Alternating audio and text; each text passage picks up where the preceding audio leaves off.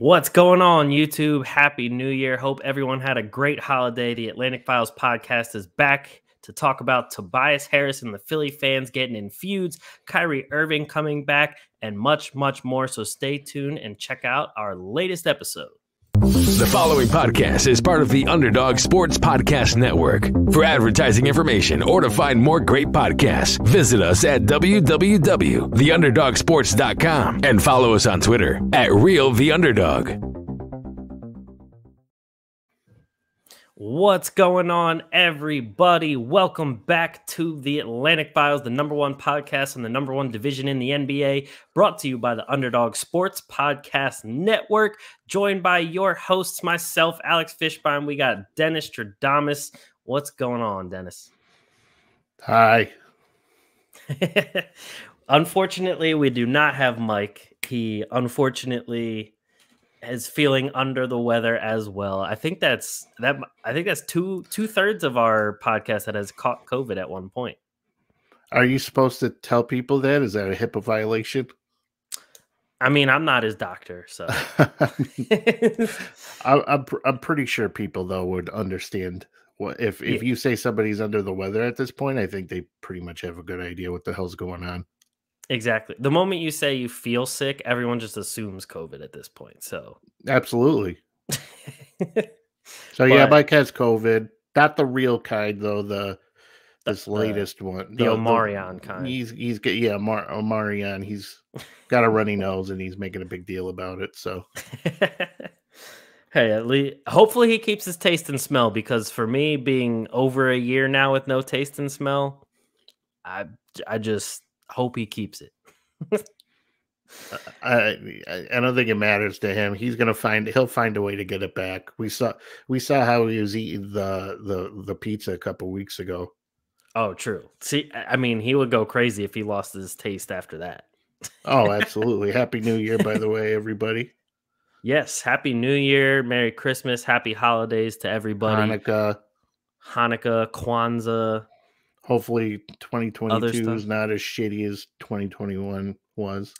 Yes, seriously. Hopefully it brings us a lot more health, a lot more things that don't get shut down, that don't get paused, that don't get more and more people sick. So here is to a better year. And as we say that, a better year, a new year, we got our guy, one of the favorites of the pod, Kyrie Irving. He's back tonight. Steve Nash said he's coming back. He talked about how they missed out on all these people with COVID and everything like that. And so they finally bring Kyrie back for some away games. I don't know. Something might change and he might finally play home games at some point this season. It all depends, I guess, on what happens with COVID and everything like that. I mean, according to BovadaSportsbook.com, the Brooklyn Nets are still the favorites to win the championship at plus 260. So it just helps them get better. I mean, are they playing right now? Do you know? They are. Has he gotten in yet? I don't know, because we're doing this show. Oh, right. I mean, I can check the box score before. He was starting, so yeah. Do you want to tell the people your Kyrie conspiracy theory?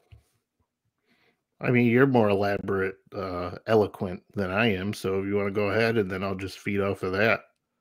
Well, you think I can explain anything? I don't know.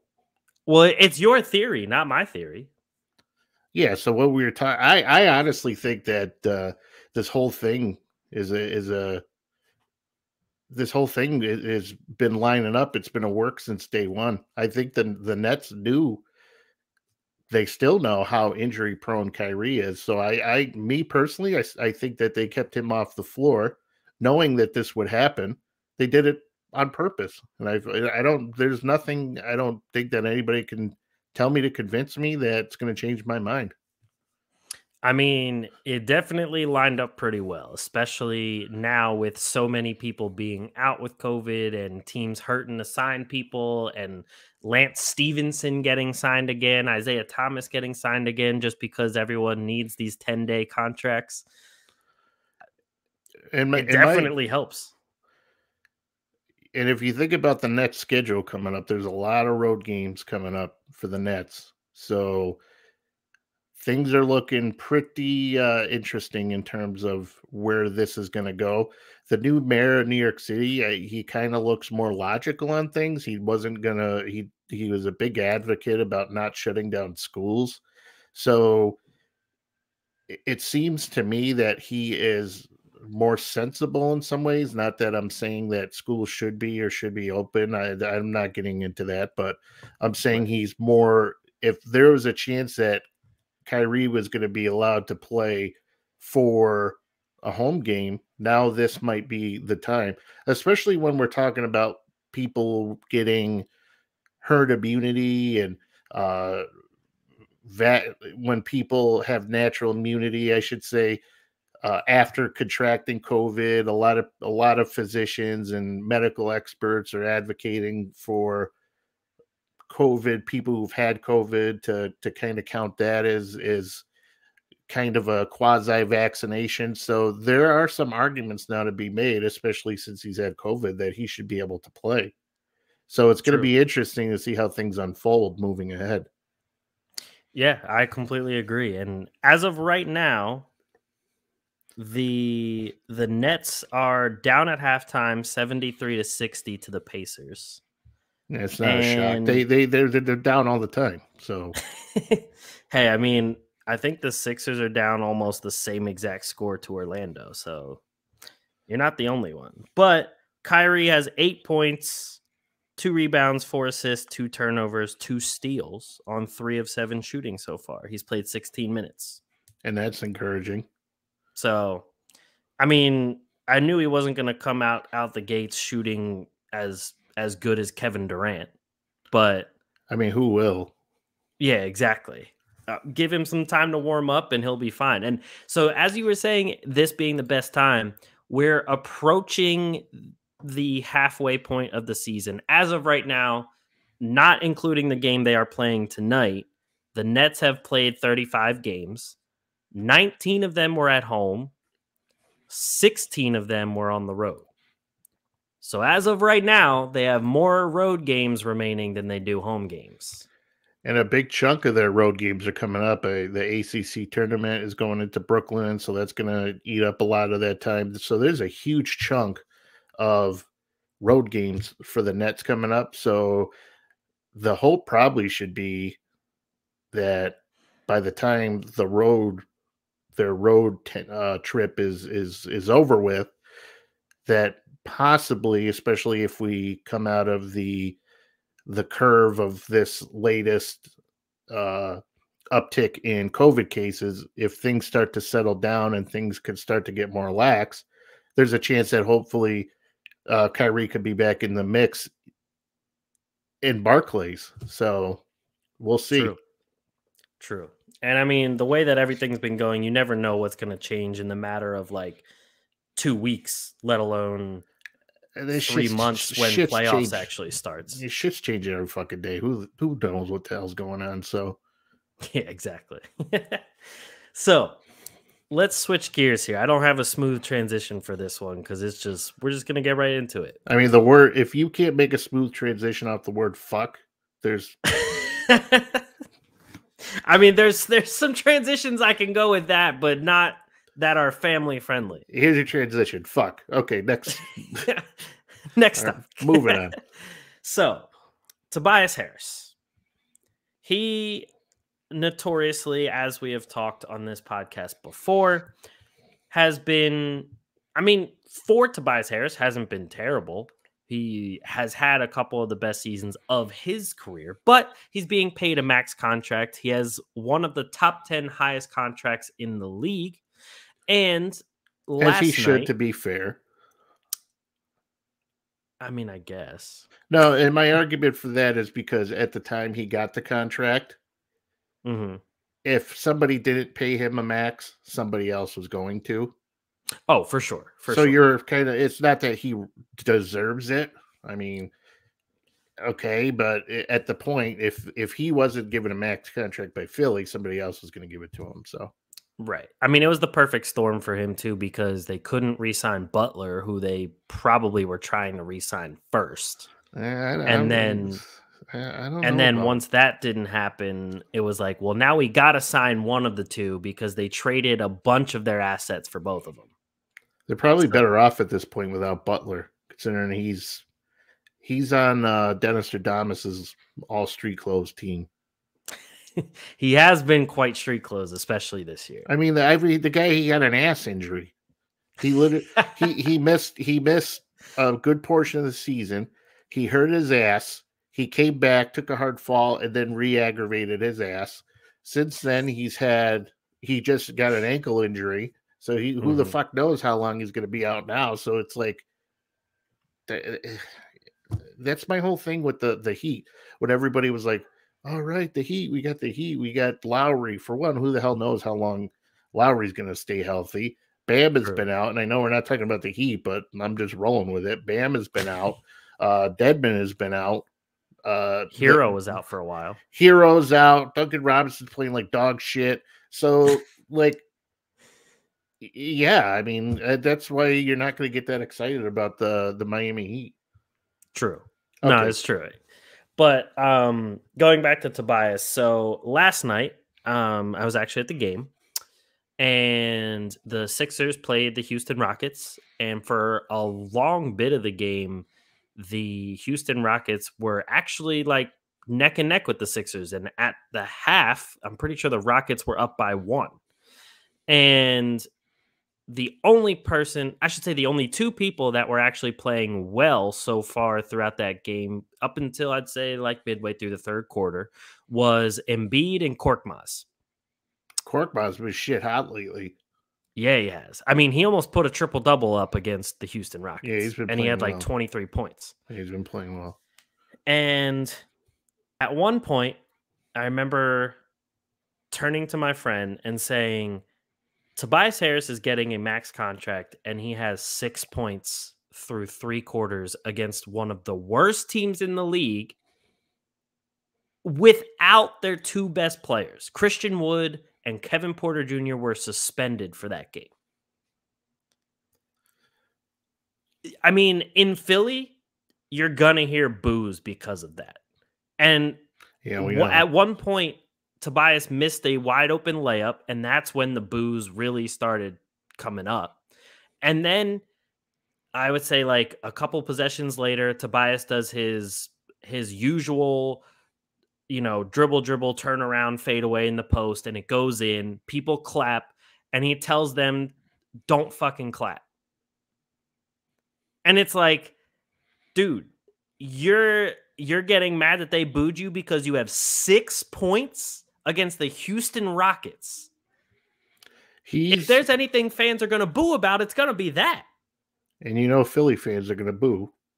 We got one guy had a nervous breakdown because of it. So that's true. The only way I could describe Tobias Harris is he's the Bucks or the Sixers version of Chris Middleton. True.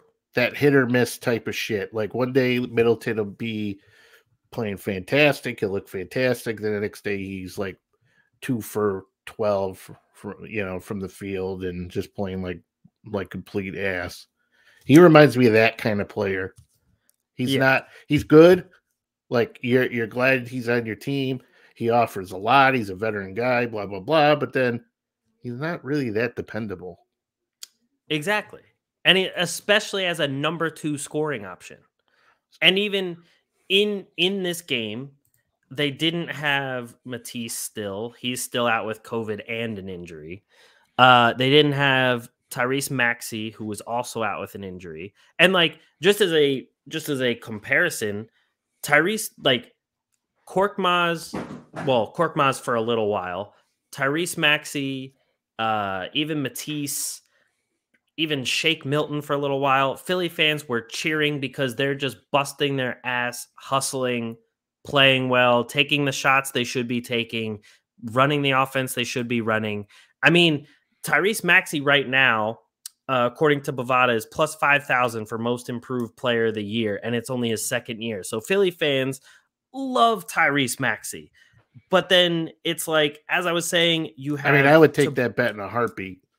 Oh, I would too, because that's like in my mind, the only people that are like really challenging for most improved player of the year are probably like Miles Bridges and Jordan Poole. Yeah, I mean, I can't think of any that come to my head like those guys will. And honestly, Maxey would be the first guy to come to my brain because Bridges, I mean, he's playing better, but he's not like it's not really a shock that he's playing well. Right. I mean, he was always been pretty solid, but he's just playing better than he was playing. Poole, yeah, that came out of nowhere, but I think what's going to hurt him is eventually once Clay comes back, there's only so many shots that come around. And Wiggins has actually been playing pretty good as well too. So there's Maxey's going to win most improved player of the year. I don't see anybody else beating him for that. Yeah, I mean, that's something I think I actually did put money down on it somewhere. I forget. It was probably on Bovada. But so yeah, my main thing is it's not Tobias Harris's fault that he's getting paid all this money and being asked to be the number 2 option. Don't start. Like, don't. I'm not saying it's his issue to. I've used that same argument before, so you better be careful. No, I know. And you better watch I even said it. I even said it about Ben Simmons. I know Ben Simmons didn't he didn't come into it asking to be a Kobe Bryant scorer. Honey, you're digging yourself a hole. But what I'm saying with Tobias Harris is, even if you just gave the production of last season, you wouldn't have heard any boos. Now, the other thing, I'm very split on this because I do also feel bad for Tobias because he talked about how difficult his bout of COVID was. Like, he said he really struggled with it, lost weight from it, and like even is still feeling the effects from it. So I feel bad for the guy because obviously I don't know like those kind of effects and what exactly it's doing to him. But like, especially in Philly, fans are going to boo when a player's getting that much money and only putting up that little of production against one of the worst teams in the league. If we're playing Golden State or something, it'd be a little bit different. But it's Houston without 2 of their best players. So I have a fix for this. The Rockets want to get rid of Christian Wood and Kevin Porter anyway, so let's make a deal. I would love that deal. I mean, that doing something like that, I mean, you could put Porter in, you could put Christian Wood, you can put even John Wall if you wanted to take on that and what's left of him and try to get something out of it. And you get rid of Ben Simmons, you get rid of your problem. And then if you really don't want Tobias, then figure something else out. True. I mean, hey, if Houston wanted to take on Ben Simmons, but also give up the contract of John Wall, why not throw in Tobias and then they throw in Christian Wood and Kevin Porter Jr. if they're looking to get rid of them anyway? And then they can use Tobias for even more trade bait later on down the road. Yeah, case closed. I mean, I think the Rockets are kind of starting to smarten up about Christian Wood. I think this might be pretty hurt. Yeah, well, I mean, it's not a surprise with him. He was hurt last season too. He missed a bunch of time with an ankle injury, and he's not what you. I mean, he doesn't deserve that much. I mean, he's a good player, but there's other players you could pick up for that and get more. I mean, Detroit was right in taking Jeremy Grant over Christian Wood. Oh, hell yeah. Oh, yeah. Yeah. Because that was one thing Detroit got a lot of flack about, because Christian Wood, that was like his breakout was in Detroit. So they got a lot of flack that they decided to go with Jeremy Grant over Christian Wood. But honestly, that is the better option. Yeah, the sample size, though, for Christian Wood wasn't really that wasn't really that big to justify True. paying a guy that much money. True. So I don't know. Tobias Harris, I like Tobias Harris. I wanted him to be in Brooklyn. Who the hell knows? I mean, COVID long haul is getting more attention than it has been. Who knows how that's affecting him? Is it affecting cardiovascular system, cognitively? Like, is all this? Who knows? I mean, so Right. Right. the Sixers just the Sixers fans just have no mercy, though. They don't care. They'll just boo anybody. I know that. I mean, like there are a big portion of Philly fans in general that are just annoying to as a Philly fan. Like I understand booing, when somebody is playing like absolute crap or something like that, but there comes a point where it's like, all right, people need to just chill out.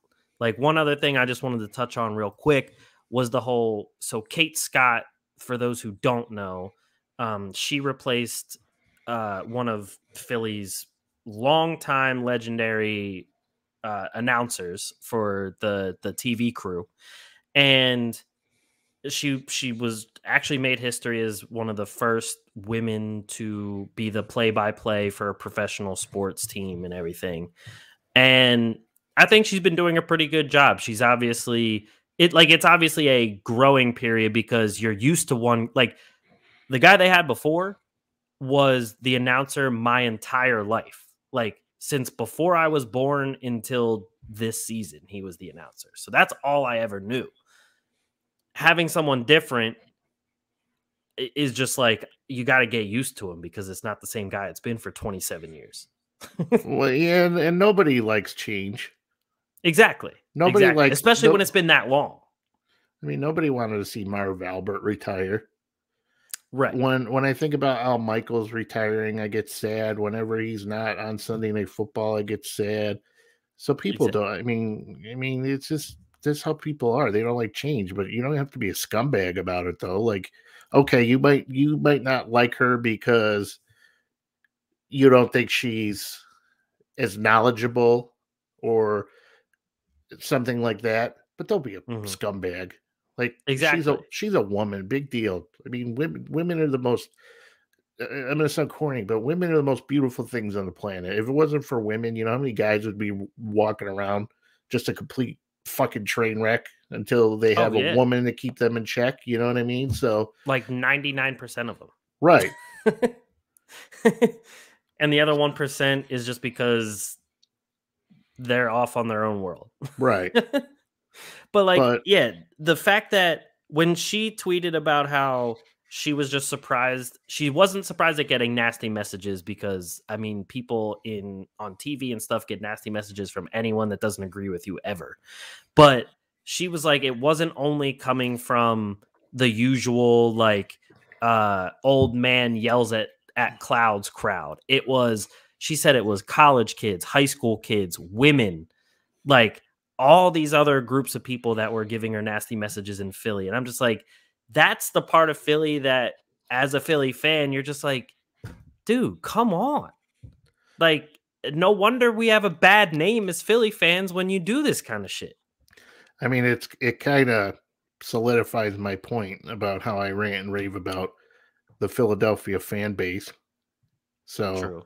This kind of, it doesn't make any, even though every city has this type of people. I mean, Brooklyn has Sarah Kustok, but my favorite, I love her and Ian Eagle together. I love her and Ryan Rucco together. She's phenomenal. Right. Doris Burke is probably one of the most respected women that is in basketball. So, like, exactly, like, yeah, they're women. Like, I'm not a big advocate of people getting a position based upon sexual orientation, race, religion, blah, blah, blah. But if a person is skilled and they have the credentials to back it up, like Doris Burke does, Sarah Kustok, or whatever woman that's come across, then who cares? Let them go and do it. Open your mind a little bit. Right. Completely agree. And I like, like I said, I thought she was pretty good. She seems very knowledgeable. And it was funny because it took me a while to realize she doesn't do any Saturday games during football season because she's a college football announcer too. It's badass. I didn't even know that, but that's really cool. And that, like, I was actually kind of sad when Becky Hammon took a WNBA job. I thought it was cool too because it is the franchise has her number retired and she gets to come back and coach that franchise. But I was sad because I was hoping that she became the first the first woman to coach an NBA team. And even according to Bovada, you can bet whether she will become an NBA coach in 2022. Right now, the odds for yes are plus 1,000, no is minus 5,000. But I mean, people probably would send her crazy messages if she ever became an NBA head coach just because she's a woman. And I'm like, Becky Hammon is probably one of the highest IQ basketball people we have. Period. Right. People just got to get along, man. Yeah. Who cares? She's a woman. If she's great, then honestly, I'd rather look at women anyways. I watch Sunday night or Sunday pregame things and I see all these beautiful women. I'm like, when I was growing up, there was these old fat guys reporting on the sideline. I'd rather look at chicks all day. So yeah, absolutely. Yeah. Can I say look at Charles chicks? Barkley? Can I say chicks? I guess. I don't know. I mean, anyway. I hands down, women are fantastic. I watch my wife give birth, and it's just the amount of stuff women go through is crazy. So they don't need some scumbag on Twitter who's sitting there with his boxer shorts around his ankles, insulting somebody because they're a woman. Exactly. That's why I hate Twitter. I hate Facebook. I hate it because some people are just too stupid to make an opinion, and unfortunately, when you have an outlet to it, that exactly show, like, the world was stupid before, but now we have confirmation because people are actually putting their thoughts in writing. Exactly. So when the aliens come by, they're just going to fly past our planet because we're fucked. Yeah, and that's the thing too that I always said about like Twitter and social media is it gave people the confidence to talk shit and not be held accountable. Right. Like, because if you did that in person, you get hit. Right. Like, plain and simple. So right. it's annoying. But anyway, we touched on it real quick. But you want to know something? I'll whoever I ever said anything bad about, I'll tell them. I don't give a shit. Yeah, exactly. Like, if I can't say it to your face, then I'm not gonna say it. It's plain and simple. I look so stupid drinking out of this thing, but I'm trying to drink. But you're staying hydrated. That's the important part. I'm trying to drink more water excuse me. My body's not used to consuming water. So I might be having an allergic reaction. Hey, new year, new me kind of thing. That's how it goes. I'm trying. It's tough. So we touched on it real quick. Because when you do these holidays and stuff, not to go off on a rant, but my God, like, do we need to eat all this shit?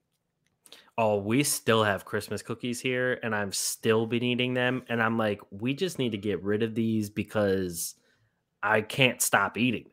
Right. It's like, okay, Christmas is over. Enough. I don't want any more cookies. Exactly. I don't want fish. I don't want any of this garbage. I just want a hamburger. Like, I want something that's not like a turkey or a fish or anything. I don't want a Christmas cookie. I don't want any of that stuff. Just give me some good, like, chicken or a burger. Send me up some White Castle. Let's get this going. Exactly. All right, as you were. So yeah, as we touched on real quick, Kevin Porter Jr. and Christian Wood both got suspended by the Rockets. Porter like blew up at one of the, I forget if it was like an assistant coach or training staff, whatever. And then he drove home like at halftime of a game. Christian Wood, the coach kept telling him to go in. He refused. So what does he think he is, Antonio Brown? I know, right? He should have done what Antonio Brown does. At least he would have gotten some media attention. Yeah, but I mean, there's a difference. There's True. Antonio Brown, and then there's Kevin Porter Jr. One guy can actually do something like that, and he's done enough in his career if he wants to. Kevin Porter hasn't done shit. Yeah, at least Antonio Brown at one point was like the best wide receiver in the league, right? Whereas Kevin Porter Jr. still hasn't cracked like the top 30, and not even. Yeah. But so do you think Houston is actually going to look to trade them? Because these were two of the people that were supposed to be part of their younger core of the rebuild. I mean, Kevin Porter Jr. was in Cleveland and was shipped out of Cleveland because of attitude issues and everything, the same way that he is right now. Christian Wood, I don't believe I ever heard of him doing this kind of thing before. I don't know if it was like just because he was upset about the whole Kevin Porter Jr. thing or whatever it might have been. But I mean, do you think they get traded? Who do they get traded to? Well, Christian Porter or Christian Wood's not in the lineup enough to cause problems. So true. It's kind of hard to, to get thrown out or suspended when you miss enough games as it is. So very true. Yeah, I don't know. I think the Rockets finally realized they're like, shit, we wasted all this money on Christian Wood. What were we doing? So I don't know. I think it's going to be hard to deal that kind of contract, especially for a guy like that. But it can be done. And I think if you maybe the Lakers. Yeah, I don't think they don't want that. But if we're gonna make a move, I mean, Eric Gordon still has some value. He's a veteran. He could play. True.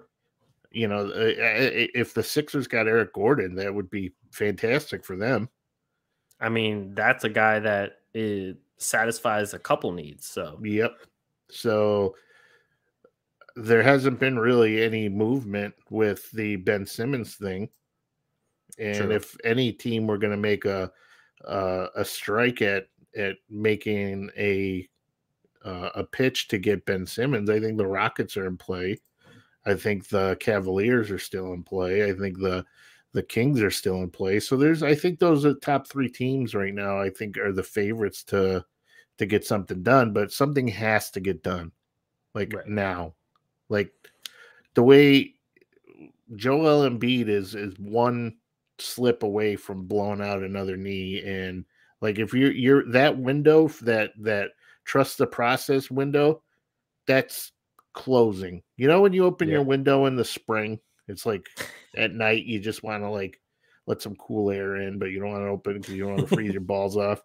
That. Like that's the window right now. Then you wake up with a sore throat the next day. Yep, and then it's like, well, there's all the pollen. It's back. Right. Welcome back, spring. They were waiting for you. Yeah, no. I mean, I do agree about the window closing quite fast, but I could see the Kings making some sort of move for Christian Wood. Are we segueing? No. I'm just saying, like, some teams that could be making moves for either one of these people. But I could see the Kings doing something for Christian Wood just because that's a very Kings thing to do. And they've been looking to get rid of Bagley for a long time. And I mean, Houston's rebuilding anyway. So why not get a guy who still is just as much street clothes, but a much cheaper contract? Yeah, but Bagley, a lot of his too is that you just don't like him and they don't want him to play. I don't know what the hell it is. Gentry seemed to be, is a little more receptive than Luke Walton was about at least getting him some action. But with the guys that they have in Sacramento, Tristan Thompson, Maytu, Rashawn Holmes, and there was somebody I'm drawing a blank, but they need to, if they're going to move them, just move them. But these teams, okay, let's stop sitting around. Let's start making some moves. Enough. It's December. It's way past December. Time to make moves. Exactly. And at this point, it's like you're not going to get any better with the current team you have. So you might as well start exploring some deals and moves right now. Like, I don't know what Philly's waiting for. They think they're going to get something? I mean, Morey keeps waiting for that all-star type of caliber player. I mean, I don't really, because like, I mean, when you talked about Christian Wood and Kevin Porter Jr. and maybe John Wall for like a Ben Simmons and Tobias Harris thing, that almost sounds like the best deal that they could make right now. Especially, I mean, like, as surprising as it is with how little he has played, Christian Wood still is in the top 20, according to Bovada, in the most improved player odds. He's at plus 15,000. I know, like, the odds aren't anything to write home about, but he's still in the top 20. Bovada Sportsbook, they're on point. I use Bovada for NFL prop betting and my projections, so it's good. Like, yeah, they know what they're talking about. So they have something behind Christian Wood at least, and with Kevin Porter Jr., he satisfies a lot of what the Sixers need, especially when you don't have a guy like Ben Simmons there to distribute, to handle the ball, that kind of thing. The only worry is Matisse is really the only defensive player. Well, minus Embiid. Embiid is still a great defensive center, but the defense right now already looks pretty terrible. So there's still a lot they have to get. Well, you know who could fix that? Return. I do too. And he's at Passages Malibu, still trying to not have a nervous breakdown. Well, he just got engaged, so at least to who? Least, some TV reporter from like England or something. What? Some TV reporter. I don't know who she is. Where does she live? I think she lives like over in London. How the hell is he going to make that happen? I have no clue. Let's see. TV host Maya Jama? Yeah. I don't know who she is. Pop the question. Yeah, a UK TV host. She popped the question? He did. Oh. He apparently bought the ring and everything in Philadelphia. I thought he was broke. I thought he was too. Apparently not. Apparently not that broke, because if you're buying a ring for somebody who's in TV, it's probably a pretty big ring. How's she look? She look all right? I mean, she's on TV, so she has to look somewhat good. Yeah, okay. You don't see TV hiring people like me and you. Whoa. We're good looking guys. I mean, I like to think so. I mean, I got my hair cut yesterday, get the beard trimmed, dropped like a couple pounds already. So I got the haircut, beard trim last week. I feel you on that one. So hopefully I'm gonna come on this show one day and be like all like sunken in and I mean, hopefully not too sunken in. That'd be a little scary. I just want to get rid of the CPAP and then we're good. I got you. I mean, that makes sense. It's kind of hard to make the moves on Mrs. Stradamus. Mrs. Stradamus one. Mrs. Stradamus. Anyway. No, I feel you. So speaking of sunken in, that there really is no sunken in part there. But Russell Westbrook. Who's sunken in? Oh, my face. I was like, what the fuck are you talking about? Like, who said anything about Russell Westbrook? He actually ended a historic streak the other night.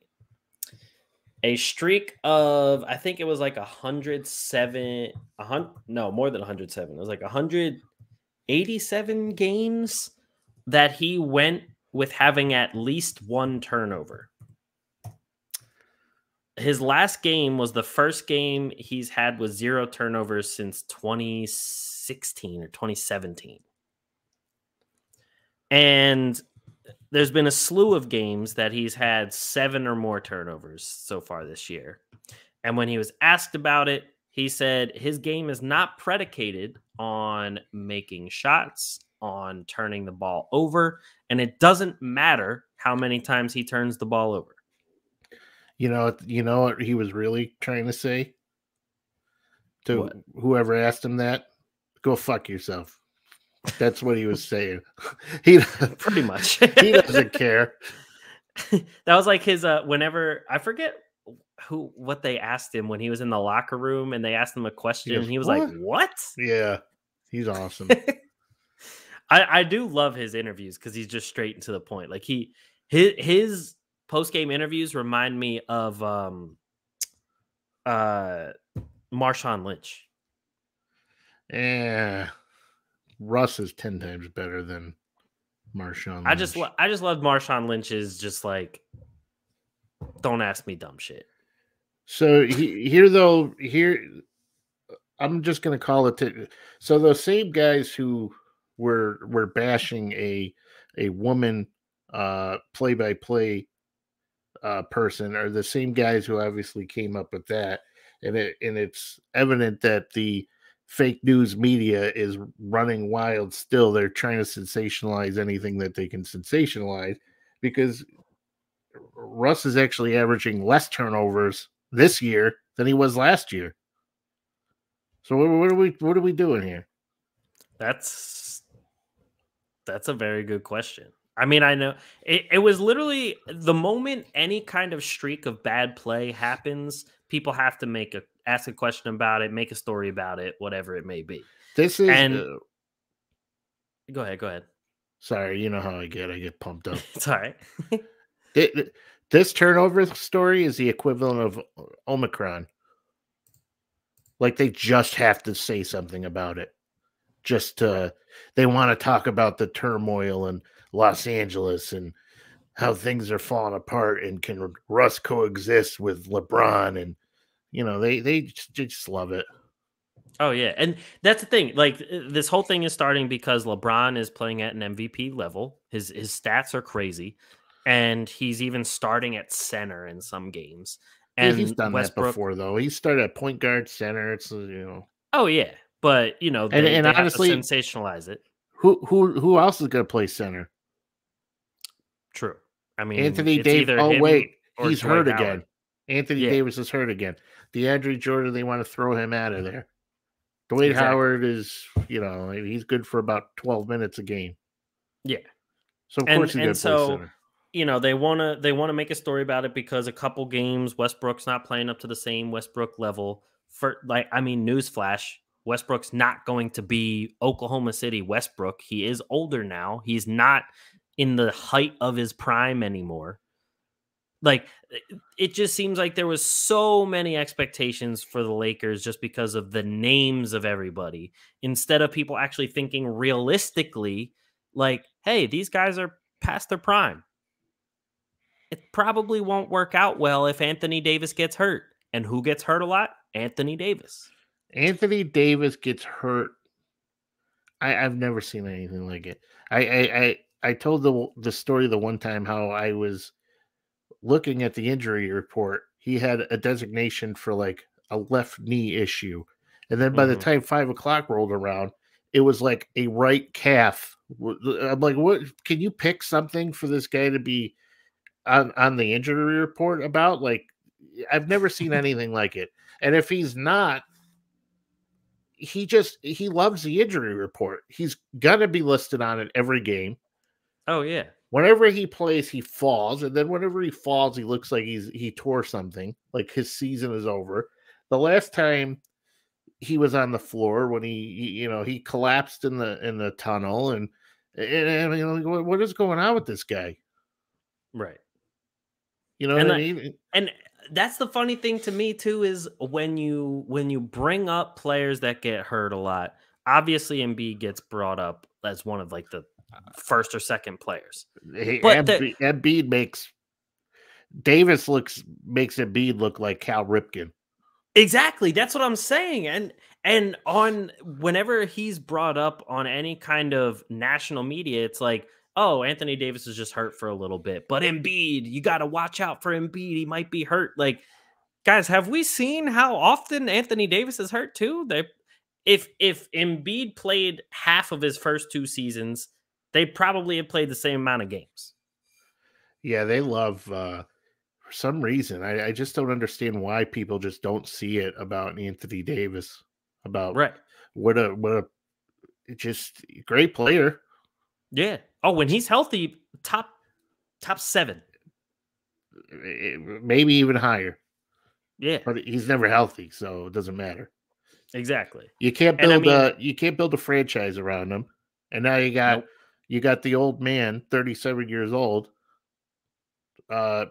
playing, 47 minutes a game out of 48 and taking every shot.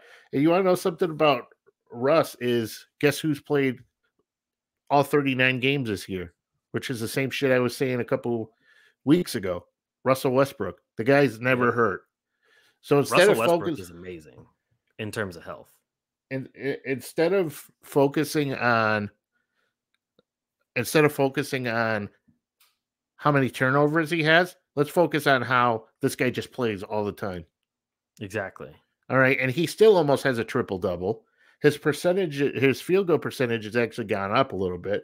He could never shoot from 3 points, so that doesn't really matter. So what are we trying to do here? Exactly. I'll take him. It's as if when he went to the Lakers, everyone just assumed, oh, he's just going to become better at everything because he's playing with LeBron. No. That's not how things work. Right. You take a backseat to LeBron. Yeah, exactly. And it's like the only reason that all of this is getting blown up even more is A, because it's LA, B, because it's LeBron, and C, because right now, according to Bovada, LA is plus 1,500 to win the championship, which is only good enough for like the 7th highest odds. So people are like, whoa, what's going on? They're not the favorites. They're not this. They're not that. Well, in the beginning of the season, if you listen to everybody saying Anthony Davis is probably going to get hurt, Carmelo Anthony, while he has shown some improvement from his cliff dive after his prime, is not a guy that's going to lead you to a championship as like your 3rd best scorer. And then on top of that, all they did was sign a lot more old guys with like 3 younger players. Kyle Kuzma ain't looking so bad right now, is he? Kyle Kuzma could help them out greatly right now if he was on that team. Lonzo Ball. Lonzo Ball ain't looking.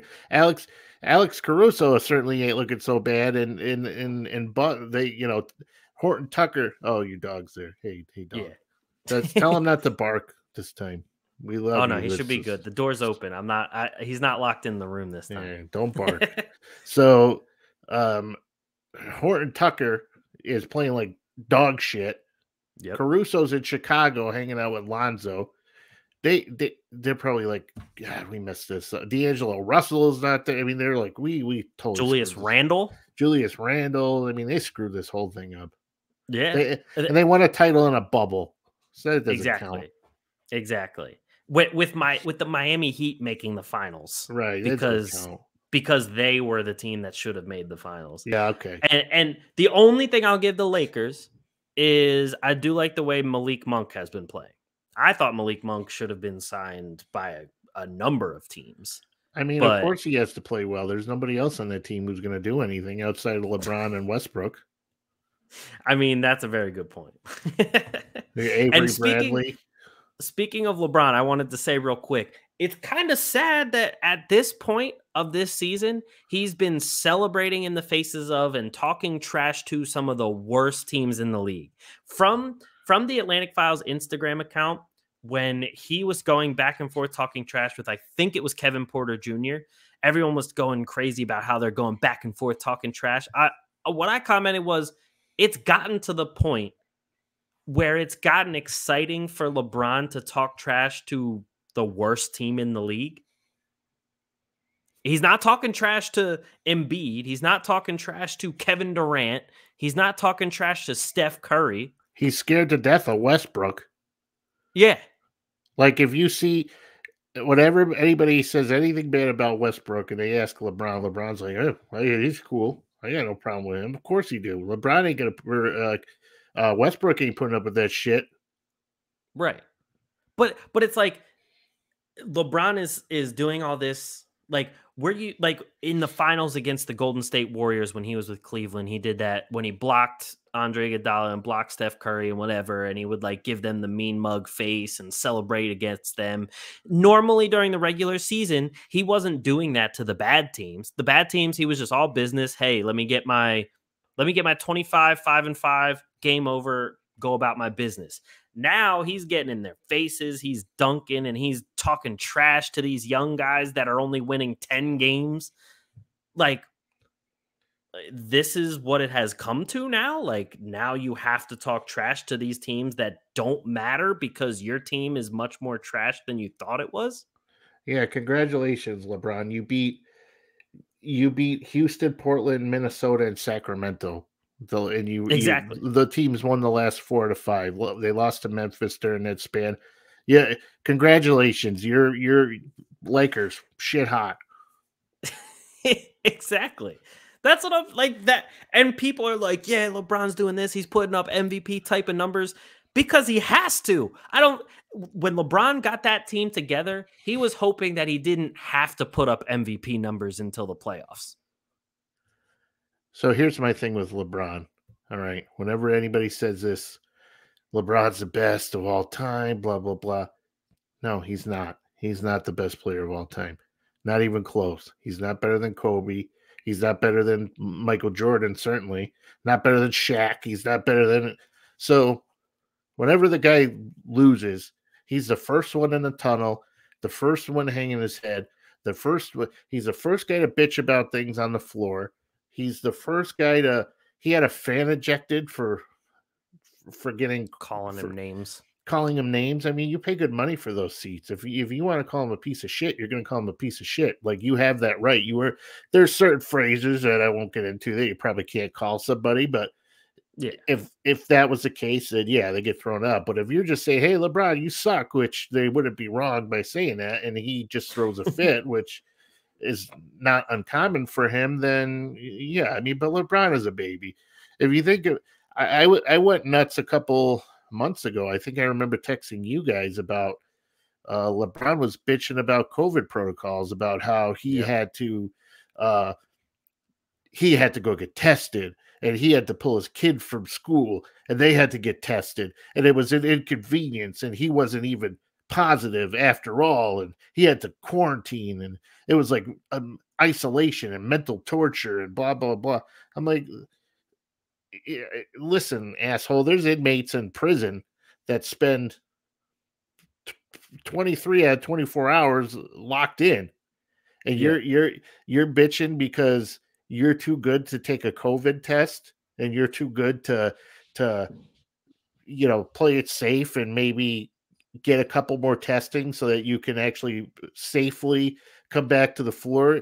Let me tell this guy, his family is not the only family that has been impacted by the COVID pandemic. There's been a lot of people who've lost jobs. There's been a lot of people who can't go to school. And this guy, who's a millionaire, on his way to a billionaire, is going to sit up there. He's going to bitch about protocols. Give me a break. And not just that, but bitch about being isolated and quarantined in a giant mansion where you probably can do anything you want. Right. He's probably got a roller coaster in there. Yeah, exactly. Where normal people are getting quarantined in like studio apartments or like 1-bedroom apartments where like they literally only have the box that they're in. Right. Like, come on. And he's literally sitting up there going, I don't, they made me isolate, and I had to take a test, and they told me I had to get on a flight and go home, and he's making such a big deal about it. Like, asshole, do you know what's been going on for the past year and a half? Right. You know, What about all the medical professionals going to the hospital every damn day having to get tested, and some can't even see their kids in in a fright that they might give their kids COVID and stuff like that. right, But you want to bitch that you had to take one test and be quarantined in your mansion. right. Oh, sorry. What about the people who died and they didn't get to be surrounded by their family? And Exactly. you're gonna bitch about going to isolate back. That's why he's a Well, like Carl please. Anthony Towns lost half his family. Carl Anthony Towns, yeah, he lost his mother. He lost like 2 aunts, a cousin, and something else. He got COVID. It's like, I mean, Yeah, if anybody's gonna to bitch, it's gonna be that guy. But what does that exactly. guy do? He comes on and he says, you know, get your COVID test. Like, if anybody's justified to do that shit, it's him. LeBron's the guy who's like, I'm not going to comment on whether I don't want to be the voice for African Americans about vaccination and blah, blah, blah. It's like, dude, the African American community is some of the lowest vaccinated community that there is. So if anybody, if you're for vaccination, if you're trying to sway anybody, if you want to be compared to some of the greatest ever, you need to step it up, man, and you need to be a leader because yeah, you're the first one to comment on something when somebody tells you to shut the hell up and dribble, but then when anybody you have no problem speaking your mind then, but when you could actually do something useful, you're nowhere to be found. And then you're the first one to bitch and complain about everything. It's always pick and choose because it was the same thing when he was asked about China too. So he won't touch China because you know a guy he'll lose a shit ton of money if you say yeah. He's a hypocrite. Yeah, completely agree. So let's get into the last topic. I can't breathe. Knicks fans are turning on RJ Barrett. There was a video where a guy was like, "Yo, RJ, you're minus 29 in terms of plus minus," and RJ was like, "Oh, but you paid to come here and watch me, right?" No, they didn't come here to watch you, RJ. They came here to watch their team. Exactly. They came to watch their team hopefully win. And not only that, but like, I mean, Knicks fans have a right to be a little upset. Right now on Bovada, there's a bet to see where Kemba's going to go after the trade deadline. The Knicks are the favorite at minus 175, but the Rockets are on there, Nuggets are on there, Clippers are on there. Like, that was a guy that they brought in and they were hoping was going to be a big time addition. And not only that, but Kemba hasn't lived up to the hype and the hopes. RJ Barrett hasn't exactly grown to what they expected him to be. Julius Randle will play well 3 games and then disappear for 8. And then you signed Evan Fournier for God knows what reason. All of us have agreed that was just a terrible signing in the first place because he's bad. But so what, like, yeah, we got shit on for saying that though. True. I think Mike was the only one who liked him. That's not a surprise. But for one, Julius Randle can play like crap every once in a while because he actually can play well and he has played well. What has RJ Barrett done for anybody? That's a good question. Kemba Walker did more in 3rd grade on his basketball team in 3rd grade than RJ Barrett has done in his entire life. Kemba Walker is just older and injury prone. That's not his fault. He was never expected anyways to come in and lead the team to a championship. They're like, okay, we're going to sign him. We're going to pay $8 million. We're going to get him in and come in and do some things. Julius Randle can't do anything on his own. So it's hard. It's easy to plan defensively when you only got one guy who's actually able to do something. RJ Barrett's not a threat at all. He's not consistent. Nobody gives a shit whether he's playing or not. Evan Fournier is just like, okay, I'm around, you know what I mean? So Derrick Rose is hurt, and the Knicks are just trash. Noel and Mitchell Robinson can't stay healthy. The whole team is just it sucks. And I want the Knicks to do well, but they suck. Yep. They're just crumbling. They're literally just crumbling. And RJ Barrett would be the first place I would start. Trade his I'd be like, can we just get Colin Sexton for him, please? Oh, they should have made that deal a long time ago. Yeah. And it's funny too because at the beginning of the season, when the Knicks, had their good first 4 or 5 games, RJ Barrett was talking about how he wanted to be make an all defensive team or be up for defensive player of the year. And some guys were shooting well, and RJ Barrett would show flashes of finally being able to like make a good percentage of shots over 40%. And then all of a sudden that all went away. I mean, the defense isn't even that good anymore. And then the offense is just completely stagnant because nobody can make a damn shot. So he had 32 points last night, or we don't want to tell anybody what day we're doing this on, so we're live. But he had 32 points against the Pacers, but Randall wasn't playing. Nobody was playing, so I'd hope he score. But there were a couple games where he had 8 points one game, 9 points the other game. I mean, he had 4 points. I mean, you don't do that shit, right? I gotta say that Duke duo has been very disappointing in general. I mean, Zion, we still don't even know when the hell he's even going to play. He weighs more than I do now. He's been when he showed up in a sweatsuit for pregame warmups, he looked like a bowling ball. But that was like me in 3rd grade. I'd have to wear sweatpants everywhere. But it's like RJ Barrett was already being looked at as like the second fiddle to Zion. Mike was the one actually saying that he thinks RJ Barrett was going to be the best one out of that draft. And again, he was wrong, just like he always is. Exactly. So I think it's fair that Knicks fans are starting to boo RJ. I mean, that's coming from a Philly fan who boos players when they're doing terribly. Right. But at that point, hey, if you're RJ and you want to shut them up, play well. Right. That's it. And that ain't happening. Exactly. So they're not going to shut up, especially in New York. Like, come on. Knicks fans are just as crazy as any other fan in the league. Like you kind of feel bad for Knicks fans because they get their owners garbage. Exactly. I mean, you throw out Charles Oakley, you got a crappy band, and you miss draft night to play with your band. Your teams just suck all the time. The Knicks haven't been good since when? John Starks was playing, Patrick Ewing, like that. That's the last noteworthy Knicks team that I could think of. So. Because even those Carmelo Anthony Knicks teams, they weren't they were good enough to get like, second round Eastern Conference Finals, but nobody actually thought they were doing anything in terms of winning a championship. Yeah, you're like, okay, like Marcus Camby, like that's like, can we get back to those days, like with the Knicks, like please, like Knicks fans deserve that. Oh yeah. I mean, the Knicks fans have had to deal with a lot of crap. Yeah, oh yeah.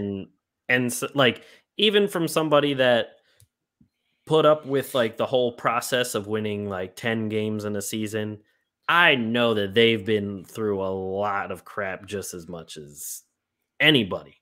Right. So they deserve at least a competitive playoff team, consistent competitive playoff team.